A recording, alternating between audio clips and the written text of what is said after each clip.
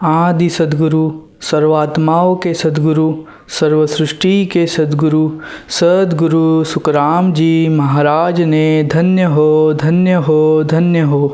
सत्स्वरूपी संत राधा किशन जी साहेब ने धन्य हो धन्य हो धन्य हो। सत्स्वरूप राम जी महाराज ने धन्य हो धन्य हो धन्य हो। अनंत कोटि सत्स्वरूपी संतान ने धन्य हो धन्य हो धन्य हो। राम सभा में राम राम महाराज राम राम। तर आज आपण चर्चा पत्रक चेतावनी उपदेश मराठी ऐकणार आहोत। राम राम सा। एक कुदरती महासुख देणारा सत्स्वरूप पद व दुसरा कुदरती सुख व दुःख दोन्ही न देणारा होनकाळाचा एक ब्रह्मपद व कधीतरी कृत्रिम मायेचे सुख देणारा व त्याचबरोबर मायेच्या सुखात काळाचे कुदरती अनंत महादुःख देणारा होनकाळाचा दुसरा मायापद अशी आधीपासूनच सतस्वरूप व होनकाळ अशी मूळ दोन पद आहेत। जीव आधीपासूनच सुख दुःख नसलेल्या होनकाळाच्या ब्रह्मपदात होता। तो सत्स्वरूप किंवा होनकाळ या कोणापासूनही जन्मलेला नव्हता। म्हणजेच तो सत्स्वरूप किंवा होनकाळ यांचा कोणाचाही अंश नाही। तो अमर आहे। जसा आधीपासूनच सत्स्वरूप व होनकाळ आहे तसा तो जीव पण आधीपासूनच अमर ब्रह्म आहे। जरी जीव हा अमर ब्रह्म असला तरी त्याच्या बरोबर आधीपासूनच मन व पाच आत्मा ही माया आहे। मन व पाच आत्मा ही माया त्याच्या बरोबर नसती तर तो आधीपासूनच महासुखाच्या सत्स्वरूप पदातच राहिला असता। परंतु मन व पाच आत्मा ही माया त्याच्या बरोबर असल्यामुळे तो होनकाळाच्या महादुःखाच्या पदात अटकून राहिला व मायेत जरासे कृत्रिम मायेचे सुख व अनंत महादुःख भोगत राहिला। त्याला आधीपासूनच फुकटात विना कष्टाने ऊब न येणारी अशी नवीन नवीन अनंत महासुखाची चाहना होती। त्याला गर्भाचे मनाचे तनाचे येऊन येऊन पडणारे म्हातारपणाचे 84 लक्ष योनीचे 84 प्रकारचे नरकाचे व भूत व पितरासारखे अगतीचे दुःख अजिबात नको होते। सतस्वरूप साहेबालाही जीवाला जी सुख पाहिजे ती सर्व सुख देण्याची आधीपासूनच चाहना होती। परंतु जीव या ब्रह्मासोबतच आधीपासूनच मन व पाच आत्मा ही माया असल्यामुळे जीव जरी ब्रह्म असला तरी जीवाला आपल्या मायाविरहित अनंत महासुखाच्या सतस्वरूप पदाला नेता येत नव्हते। जीव या ब्रह्माला काळापासूनच मुक्त करून आपल्या अनंत महासुखाच्या पदाला नेण्याकरिता त्याच्याबरोबर आधीपासून असलेल्या विकारी मायावी मनाला व शब्द स्पर्श रूप रस गंध या 5 विकारी आत्मांना वेगळे करून जीवाला कोरा मायाविरहित ब्रह्म करणे ही गरज होती। जीव कोरा ब्रह्म बनून अमरलोकातही जावा व अमरलोकात जाईपर्यंत मायेचे सर्व सुख सतस्वरूप परमात्म्याच्या नियमाने भोगावे। या उद्देशाने सतस्वरूप साहेबाने मायेची सृष्टी बनविली आणि जीवाला मनुष्य देह दिला व सतस्वरूप विज्ञानाचा वापर करून ही विकारी माया कशी कापावी याकरिता विज्ञानी सतगुरूंना सतस्वरूप परमात्म्याने पाठविले व पाठवित आहेत आणि आजही पाठविलेले आहे। आजपर्यंत जे जीव अशा सतस्वरूप विज्ञानी सतगुरूंच्या भेदाच्या शरणात आले ते सर्व जीव माया कापून कोरा ब्रह्म बनून महासुखाच्या अमरलोकात निघून गेले व जे जीव सतस्वरूपाचे सतगुरू धारण न करिता विकारी मन व 5 आत्म्यांच्या वश होऊन त्रिगुणी मायेशी म्हणजेच काळाच्या मुखात बसलेल्या देवी देवतांशी व विकारी नीच कर्मांशी जोडून राहिलेले ते सर्व अनंत युगापासून आजपर्यंत अनंत दुःख भोगत राहिले. साहेबाला जीवाला विकारी मन व 5 आत्मा ही माया कापण्याकरिता मनुष्य देह द्यायचा होता. म्हणून मनुष्य लोक म्हणजे धरती लोक बनविला. याकरिता सृष्टीची रचना केली. त्याकरिता साहेबाने आपल्या सतस्वरूप विज्ञान कलेने होनकाळ पाळब्रह्माला प्रथम पुरुषाचे व इच्छेला प्रथम स्त्रीचे स्वरूप दिले व ज्या विधीने प्रत्येक जीवाला मनुष्य देह मिळेल अशी संसार करण्याची रीत होनकाळ पाळब्रह्माला शिकवली. होनकाळ पुरुष व इच्छा स्त्रीपासून शिवब्रह्म जन्मला. शिवब्रह्मापासून चेदानंद ब्रह्म जन्मला. चेदानंद ब्रह्मापासून महतत्व व महतत्वापासून शक्ती व आकाश वायू अग्नी जल पृथ्वी अशा 5 तत्वांचा जन्म झाला. ब्रह्मजलातून विष्णू, विष्णूच्या नाभीतून ब्रह्मा व ब्रह्माच्या भ्रुकुटीतून शंकर जन्मला. शक्तीने गौरी, लक्ष्मी व सावित्री असे 3 रूप धारण केले. शंकराने गौरी, विष्णूने लक्ष्मी व ब्रह्माने सावित्री बरोबर संसार केले. साहेबाने दिलेल्या विज्ञान कलेच्या आधाराने धरती, आकाश, पाताळ बांधले व या चौघांनी साहेबाच्या आदेशानुसार साहेबाने दिलेल्या विज्ञान कलेच्या आधाराने जीवांचे मनुष्य देह घडविले. जीव आधीपासूनच जरी होनकाळात होता तरी त्याच्याजवळ आधीपासूनच सतस्वरूप साहेबाशी ज्ञानाने व ध्यानाने जुळून राहण्याचा भेद होता. त्याच्याजवळ असलेल्या सतस्वरूप ब्रह्मज्ञानाने व ध्यानाने तो मनुष्य देहात धर्तीवर येताच त्याच्यावर भविष्यात भयंकर दुःख पडतील ही समज त्याला आपोआपच येत असे. म्हणून तो धर्तीवर आल्यावर धर्तीवर न थांबता त्याच्याजवळ असलेल्या सतस्वरूप ब्रह्माचे ध्यान करून पुन्हा आपल्या आधीच्या ठिकाणी पाळब्रह्मात निघून जायचा. त्याला आधीपासूनच सुख पाहिजे होते व त्याला सुख घेण्याकरिता सुख दुःख रहित असे होनकाळ पद सोडून सत्स्वरूप पदाला जाताही येत नव्हते. म्हणून तो सुखाच्या इच्छेने पुन्हा पुन्हा खाली यायचा व काळाचे दुःख पडेल या भीतीने सतस्वरूप विज्ञानाचा वापर करून येथे धर्तीवर न थांबता परत आपल्या मूळ पदाला निघून जायचा. ब्रह्मा, विष्णू, महेश व शक्तीने हिकमतीने विचार केला की मृत्यूलोक व मृत्यूलोक धरून मायेचे लोक वसवायचे असेल तर जीवाला मृत्यूलोकात अडकविले पाहिजे. म्हणजेच त्याचे जवळ असलेले सतस्वरूप ब्रह्माचे ज्ञान भुलविले पाहिजे, ज्यामुळे त्याला त्याच्या आदी ठिकाणी परत जाता येणार नाही.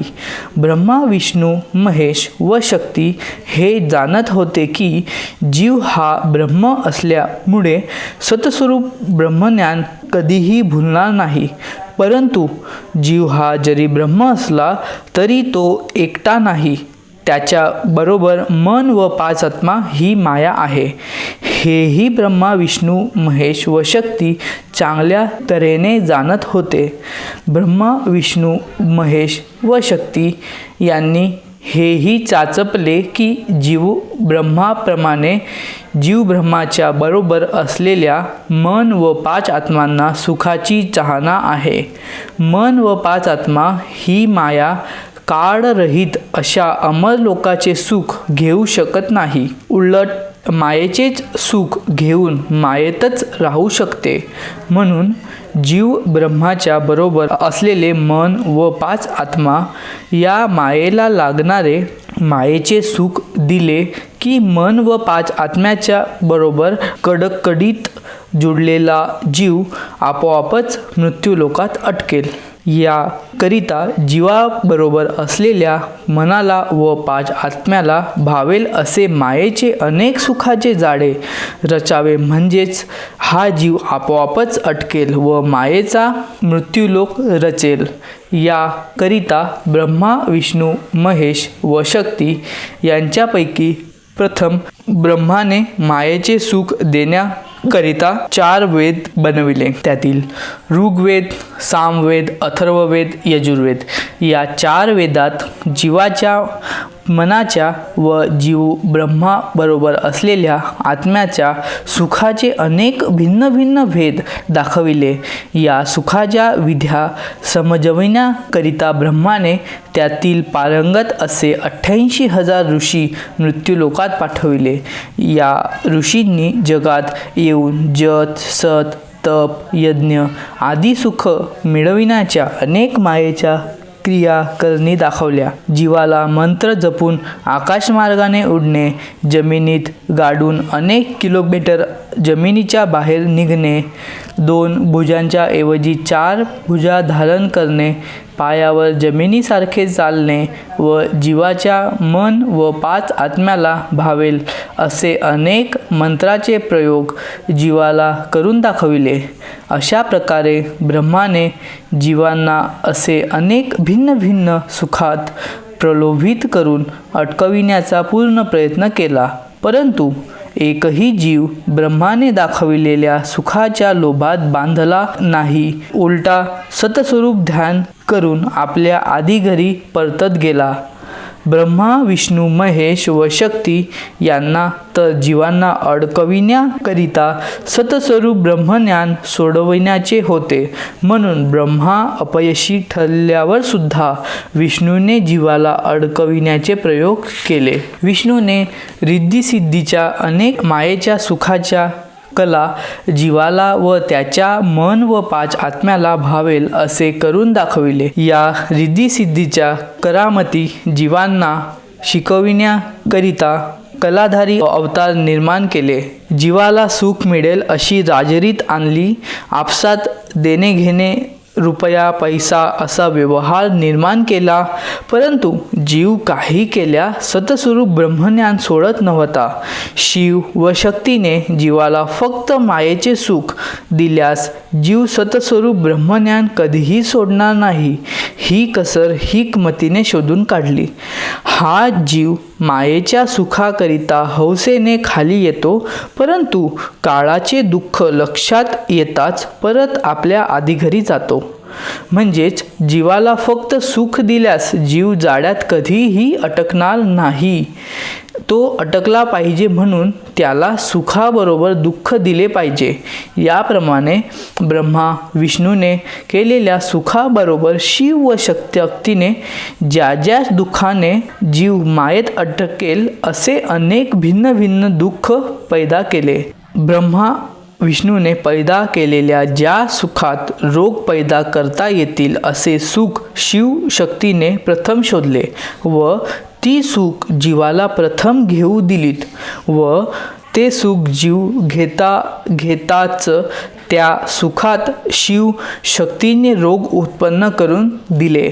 इकडे जीव मायेच्या सुखात लागून गेला व ते सुख घेताना जीवाला झालेल्या रोग निवारणार्थ वैद्याची गरज पडायला लागली. म्हणून काही जीव वैद्याचे काम शिकू लागले, तर काही जीव औषधी बनविण्यात गुंतून गेले. या प्रकारे जीव अटकू लागला. जीवाच्या मनाला व 5 आत्म्यांना भावणारे अशी कविता करणारे कवीश्वर पैदा केले. त्यात काही ऐकण्यात तर काही गाण्यात रमून गेले. वीर बनण्याची कला प्रगट केली, त्यात काही वीर बनण्यात अटकून गेले.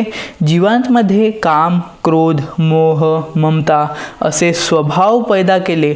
त्यात काही कामात तर काही क्रोधात, काही मोहात व काही ममता करण्यात जीव अटकायला लागले. भ्रम पैदा केले, कपट पैदा केले, तृष्णा उत्पन्न केली, लबाडी पैदा केली. अष्टधातूच्या मूर्त्या बनवून मूर्तीत करामत प्रकट केले. या करामतीद्वारे मूर्त्या नैवेद्य खाऊ लागल्या. तेव्हा जीव मूर्तीला खरे मानून अटकून गेले.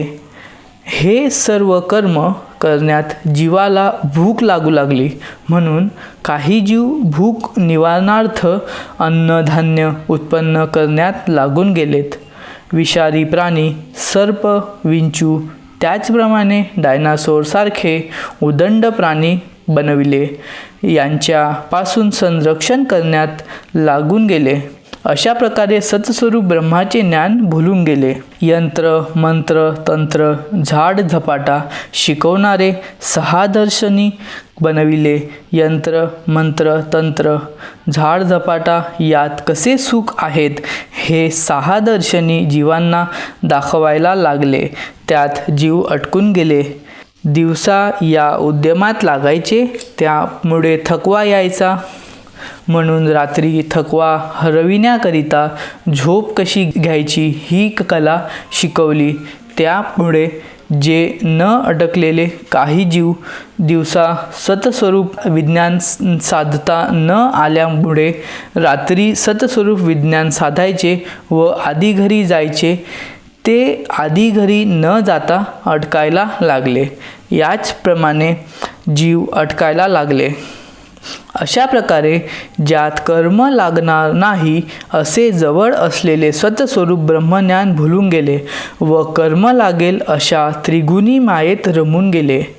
मन व 5 आत्मांच्या वश होऊन जीव मनुष्य देहाने ऊच नीच मायेचे कर्म करू लागला.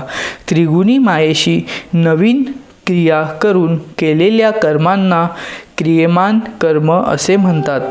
असे जे केलेले क्रियमान कर्म मनुष्य देह यात असेपर्यंत भोगण्यात आले नाहीत, ते सर्व शुभ अशुभ शिल्लक कर्म जीवाबरोबर पुढे भोगण्याकरिता संचित कर्म बनून गेले. ज्याने विष्णू भक्तीप्रमाणे राहून विष्णू कर्म केले, ते विष्णूच्या वैकुंठातील सुख भोगू लागले व त्याच्याकडून विष्णूचे शुभ कर्म करताना जाणते अजाणते नीच कर्म झालेत. त्यानुसार महाप्रलयानंतर 84 लक्ष योनी भोगू लागले. ज्याने ब्रह्माचा सांख्य योग साधला, गायत्रीची संध्या साधली, ते ब्रह्माच्या सतलोकात जाऊन सुख भोगू लागले व सांख्ययोग साधताना गायत्री साधना करताना अशुभ कर्म झाले, ते गर्भात पडून 84 लक्ष योनीचे दुःख भोगू लागले. असेच शंकराचा हठयोग साधून शंकराच्या कैलासात जाऊन हठयोग या शुभ कर्माचे फळ भोगू लागले व सुकृत संपल्यावर जाणते अजाणते झालेल्या नीच कर्मामुळे गर्भात आले व 84 लक्ष योनी भोगू लागले. असेच शक्तीची भक्ती साधणाऱ्यांना शक्तीचा लोक मिळाला व नीच कर्मापोटी गर्भात येऊन 84 लक्ष योनीचे दुःख भोगू लागला. कोणी जीव 101 यज्ञ करून 33 कोटी देवांचा राजा बनला व अशुभ कर्मापोटी 84 लक्ष योनीमध्ये येऊन दुःख भोगू लागले. काही जीव सत जत तप साधून स्वर्गात गेले. तेथील पुण्यकर्म संपल्यावर नरकासारखे नीच कर्म घडल्यामुळे नरकात पडले व नरक भोगणे झाल्यावर 84 लक्ष योनीत पडले. किंवा ज्यांचे नरकासारखे नीच कर्म झाले नाही, ते 43 लक्ष 20,000 वर्षांकरिता सरळ 84 लक्ष योनीत पडले. ज्यांनी बळी म्हणून प्रसाद मागणाऱ्या देवतांची, उदाहरणार्थ खंडोबा, म्हसोबा, भेरू, पीर, शीतला, क्षेत्रपाळ, मोगा, पितर यांची भक्ती केली, ते नरकात जाऊन 84 प्रकारचे नरकीय दुःख भोगत बसले.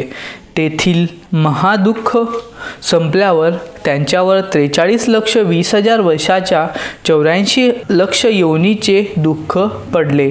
यापैकी काही जीव मृत्यू पश्चात भूत पितर बनले व अनेक असहाय्य असे दुःख भोगत फिरले. जीव मनुष्य देहात येतो तेव्हा साधारणतः आईच्या गर्भातून येतो तेव्हा प्रत्येक जीवाचे पाय वर व डोके खाली असते.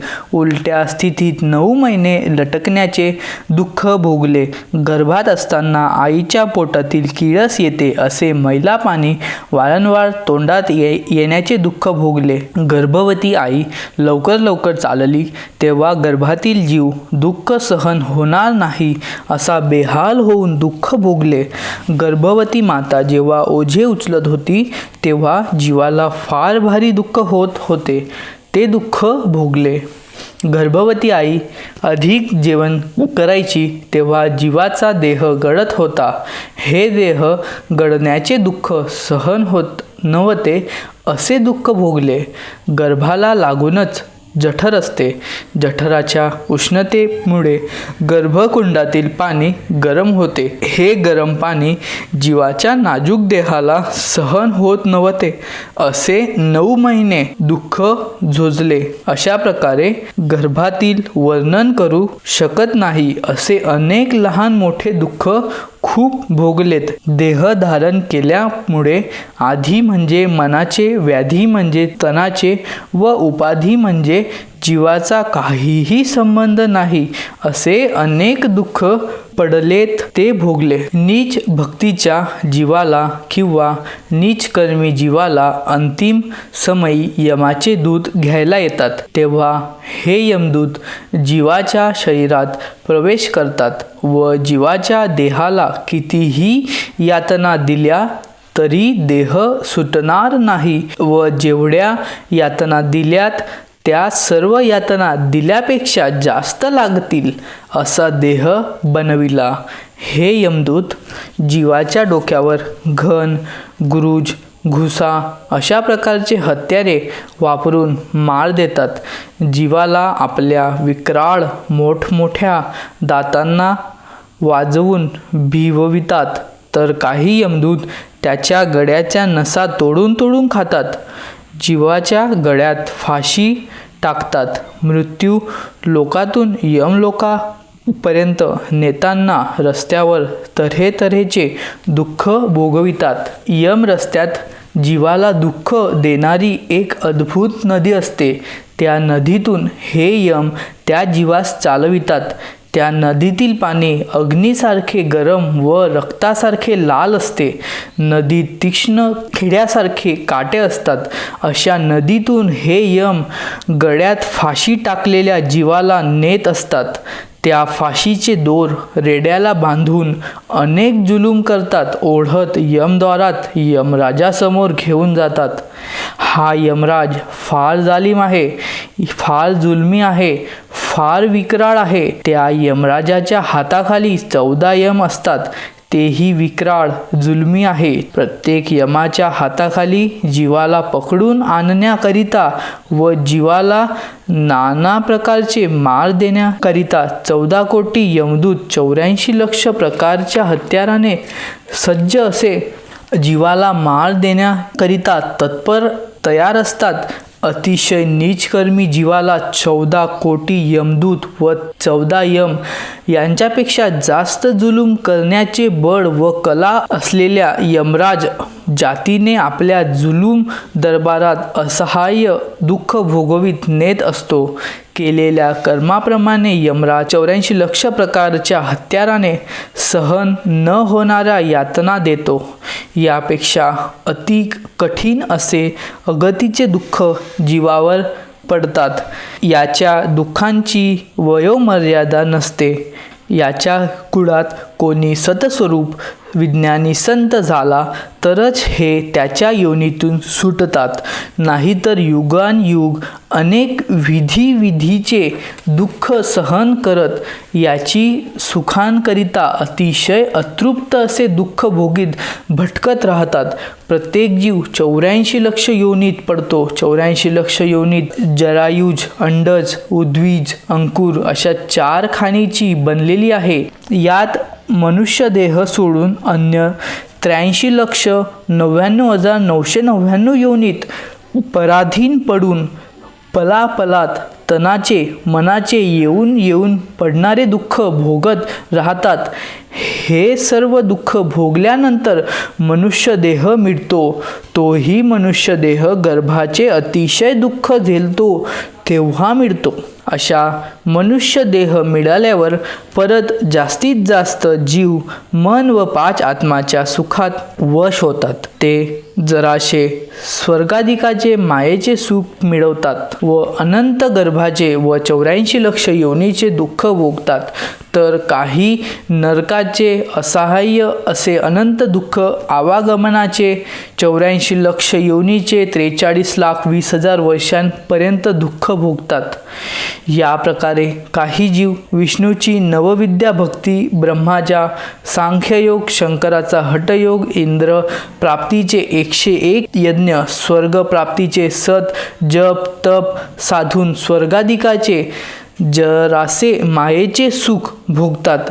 तर काही परत निरपराधी प्राण्यांची बळी मागणाऱ्या पाताळी देवांची भक्ती करून अतिशय असहाय्य होणाऱ्या नरकात किंवा भूत पिशाच अशा योनीत पडून दुःख भोगतात व सर्वचे सर्व पुढे मागे 84 लक्ष योनीत पडून 43,20,000 वर्षांकरिता असहाय्य दुःख भोगतात. 84 लक्ष योनीमध्ये बालद्याचा बैल बनतो. गाडी ओढण्याला गरज असलेल्या बळापेक्षा जास्त लादलेली गाडी भूक तहान आजारपण सहन करत ओढत राहतो. कोणतीही विश्रांती न घेता घाणे फिरवत तेलीचा बैल बनून तेलीचा घाणा ओढत राहतो. डोंबारीचा पूर्ण संसार पाठीवर घेऊन डोंबाऱ्याच्या इशाऱ्यावर तहान भूक आजारपण सहन करीत डोंबाऱ्याचा घोडा बनून फिरत राहतो. तर दरदर भटकणारा व कोठेही पोष न मिळणारा व्याधीग्रस्त कुत्रा बनतो. कर्कश आवाज करणारा कावळा बनतो. यामुळे कुठेही आश्रय मिळत नाही. विष्ठेतला किडा बनतो. पोटावर सरपटणारा साप बनतो. असे आंधळे बहिरे लंगडे लुडे रोगीट 4 खाणीतले देह धारण करीत दुःख सहन करीत फिरतो. या 84 लक्ष योनीतील प्रत्येक योनीचे दुःख सांगणे खूप कठीण आहे. मोजके उदाहरण दिलेले आहेत. या सर्व प्राण्यांचे दुःख डिस्कवरी चॅनलमध्ये छोट्या प्रमाणात पाहायला मिळतात. त्यापेक्षा अनंत पटीने 84 लक्ष योनीतील जीव दुःख भोगतो. अशा मनुष्य देहात असलेल्या अनंत जीवांपैकी बिरले हंस काळाच्या जबड्यात टाकणाऱ्या त्रिगुणी मायेच्या मन व 5 आत्माच्या वासनिक सुखाला त्यागून सतस्वरूप विज्ञानी सतगुरूंच्या शरणात जातात. ते सतगुरू त्या देहाला त्यांच्या जवळ असलेल्या सतगुरू विज्ञान सत्तेचा आधार घेऊन शिष्याला निज मन लावून येत्या जात्या श्वासात राम नाम घ्यायला लावतात. ज्यामुळे शिष्याचा देह खंड म्हणजे 3 लोक व 14 भवन, ब्रह्मांड म्हणजे 3 ब्रह्माचे 13 लोक असा बनतो. कंठस्थानी असलेल्या शिष्यात म्हणजेच हंसात सतस्वरूप परमात्मा प्रगट होतो व तो सतस्वरूप परमात्मा सतशब्दाच्या रूपात प्रगट झालेला हंस सतस्वरूपाच्या रस्त्याने सतस्वरूपाकडे जायला निघतो. पूर्वेच्या रस्त्याने चालताना प्रथम सरस्वती विराजमान असलेल्या कंठातील 4 पाकडीचा कमळ छेदतो. पुढे हृदय कमळात विराजमान असलेल्या महादेव पार्वतीच्या 8 पाकडीच्या स्थानात येतो. महादेव पार्वतीच्या स्थानाला छेदून 32 पाकडीच्या विष्णू लक्ष्मीच्या स्थानाला छेदन करतो व पुढे ब्रह्माच्या लिंगस्थानी प्रयास करतो. तेथे 6 पाकडीच्या कमळावर ब्रह्मा बसलेला असतो. पुढे 64 पाकडीवर 4 पाकडीच्या कमळावर विराजमान असलेल्या गणपतीच्या गुदाघाटी येतो. तो कमळ छेदतो. अशा प्रकारे सद्गुरूच्या विज्ञान कृपेने पूर्व दिशेचे शंखनाडचे 6 कमळ छेदन करून पश्चिम दिशेच्या बंकनाडच्या रस्त्याला लागतो व तेथे बंकनाड छेदतो. पुढे 21 स्वर्गाच्या रस्त्याने चालतो. 21 स्वर्ग सोडल्यावर यमराजाच्या मेरुस्थानी पोहोचतो. यमराजाच्या डोक्याची पायरी करून त्रिकुटीमध्ये पोहोचतो. तेथे 2 पाकळीचे कमळ आहे. तेथे उजवीकडून गंगा, डावीकडून यमुना व डोक्याच्या मध्यभागावरून सरस्वती अशा तिन्ही नद्यांच्या संगमात पोहोचतो. पुढे 10वा चिदानंद ब्रह्म, 11वा शिवब्रह्म व 12वा पारब्रह्म छेदन करतो. पुढे 45 कोटी योजन घेरा असलेली व 32 कोस जाडी असलेली सिद्धशिळा सतस्वरूप विज्ञानाने फोडतो व 10वे द्वार उघडून सतस्वरूपाला पोहोचतो. 10वे द्वाराला पोहोचल्यावर सर्व संचित कर्म गळून जातात व क्रियमान कर्म लागण्याची रीत बंद होऊन जाते. शंखनाडमध्ये नाभिस्थानी 5 आत्मा, शब्द, स्पर्श, रूप, रस, गंध व बंकनाडी त्रिकुटीमध्ये मन सुटते. अशा प्रकारे जीव, मन व 5 आत्मा व त्रिगुणी मायेशी लागून केलेल्या संचित कर्म नष्ट करतो व जीवाला शरीरात प्रगट झालेल्या अखंडित विज्ञान कलेने क्रियमान कर्म लागत नाही व जीव प्रारब्ध कर्म भोगून महासुखाच्या अमरलोकात सदाकरिता पोहोचतो. त्या अमरदेशात हंसाला ज्या सुखाची चाहना असते ते सर्व सुख सन्मुख येऊन उभे राहतात. त्या सुखांपैकी हंसाला जे प्रिय वाटते तेच सुख घेऊन घेतो. अमर देशात गेलेल्या हंसाला 1200 फुटाची दिव्य सदा अमर असलेली काया मिळते. त्यात कायेच्या एका रोमातून 100 लक्ष सूर्याचा नूर म्हणजे तेज निघत असतो. तो देह होनकाळातील मायेच्या देहासारखा कधीही थकत नाही. यामुळे तो अमरलोकात अखंडित सुख भोगतो. तेथील हंस हसतो तेव्हा त्याच्या मुखातून हिरे झडतात. प्रत्येक संताच्या गळ्यात मोत्यांची माळा असते व ज्या वस्तूंची चाहना असते त्या सर्व वस्तू फुकटात बिना कष्टाने भरपूर उपलब्ध असतात. त्या वस्तू उपभोगताना कोणीही आडवे येत नाही आणि त्या वस्तू प्राप्त करण्याकरिता कधीही पचावे लागत नाही. तेथे कोणतीही वस्तू विकत घ्यावी लागत नाही. तेथे जे मनात येईल ती वस्तू घेऊन घेतात अशी तेथे रीत आहे. तेथे कोणत्याही तऱ्हेचे काळजी नाही व कोणास काहीही फिकीरही होत नाही. तेथे संत सदा अनेक लीलारूपी सुख आनंद मिळणारी क्रीडा म्हणजेच खेळ करीत असतात. तेथे पोहोचलेल्या संतांचे कपडे नित्य नवेच नवे राहतात. त्यांच्या पांघरण्यातून अतिशय आनंद देणारी सुगंधी चालत असते.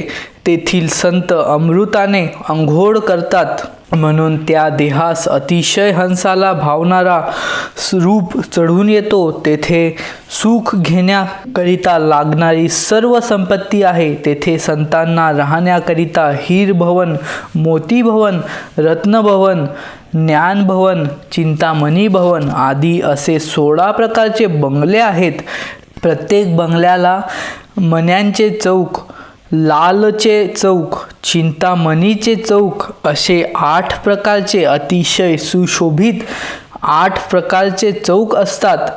सर्व चौकास स्वयंप्रकाशित मोती जडलेले असतात. तेथे रत्नांचा व हिऱ्यांचा आकर्षित अनंत उजेड असतो. बंगल्यांना मोठमोठाले मोती दडलेले असतात. तेथे सतविज्ञानाचे अनंत रिद्धिसिद्धीचे भंडार आहेत. संतांचे आराम करण्याचे पलंग बंगडी ही अमर आहेत. तेथील बाग बगीचे दिव्य सुख देणारे आहेत. तेथील मोजकी समजेल व समजविता येईल असे सुख दाखविले आहेत. याच्यापेक्षा अनंत सुख आहेत. जीवाला शब्दांमध्ये वर्णन करून समजविता येत नाही.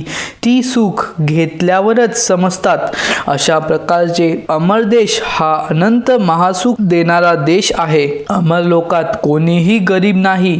तेथे सर्व एकसारखे श्रीमंत आहे. तेथील देहाची अवस्था सदा तरुण असते. ती येथील मायावी देहासारखी बालक, तरुण, म्हातारपण अशी पलटत नाही. म्हणून म्हातारपणाचे दुःख नाही.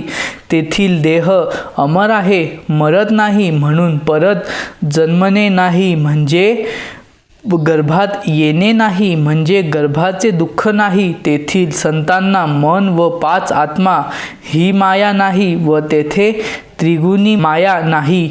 म्हणून कर्म बनत नाही. म्हणून कर्म भोगण्याकरिता बनवलेली 84 लक्ष योनीचे दुःख नाही. तेथील कर्मच बनत नाही. म्हणून नीच कर्म बनत नाही. त्यामुळे नीच कर्म भोगविण्याचे नरकीय दुःख नाहीत. तेथील देह अमर आहे. म्हणून अकाली मृत्यू नाही. त्यामुळे भूत पिशाच योनीचे दुःख नाही. तेथे मायावी मन नाही. म्हणून आधी म्हणजे मनाचे दुःख नाही. तेथे मायावी देह नाही. म्हणून देहाचे, आजारपणाचे, लंगडा लुलापणाचे दुःख नाही. तेथे होनकाळाच्या पदासारखे येऊन येऊन पडणारे दुःख नाही. उलटे सदा येऊन येऊन पडणारे, परंतु चाहना असेल तर घ्या असे आज्ञेत राहणारे सुख आहेत. अशा अमर लोकात फक्त मनुष्य देहानेच जाता येते. अमर लोकात विष्णूच्या शरीराने, ब्रह्माच्या शरीराने, महादेवाच्या शरीराने व अन्य स्वर्गाच्या शरीराने किंवा कोणत्याही देवताच्या शरीराने, शक्तीच्या शरीराने, पारब्रह्माच्या शरीराने जाता येत नाही. त्याचप्रमाणे 84 लक्ष योनीतील मनुष्य देह सोडून दुसऱ्या कोणत्याही योनीने जाता येत नाही.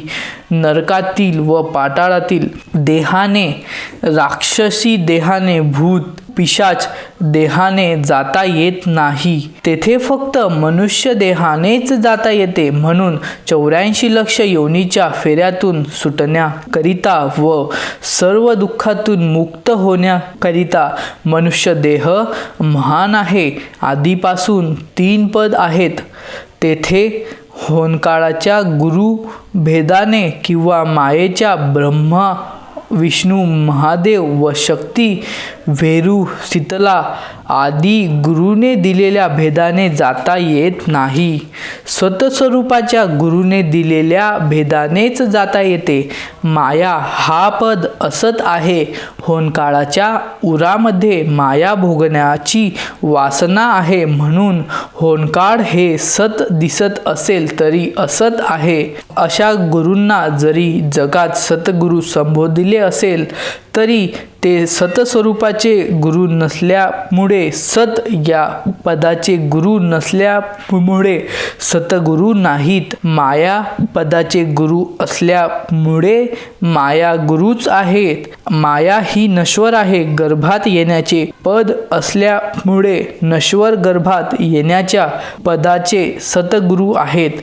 अशा मायावी होनकाळ पदातून होनकाळ पदातील कोणत्याही देशात पोहोचणाऱ्या विधीला मायाभक्ती म्हणतात. तर होनकाळ पदातून सतस्वरूपाच्या वैराग्य विज्ञान पदात जाण्याचा विधीला सतस्वरूप विज्ञान असे म्हणतात. ही विधी बिरले संत जाणतात.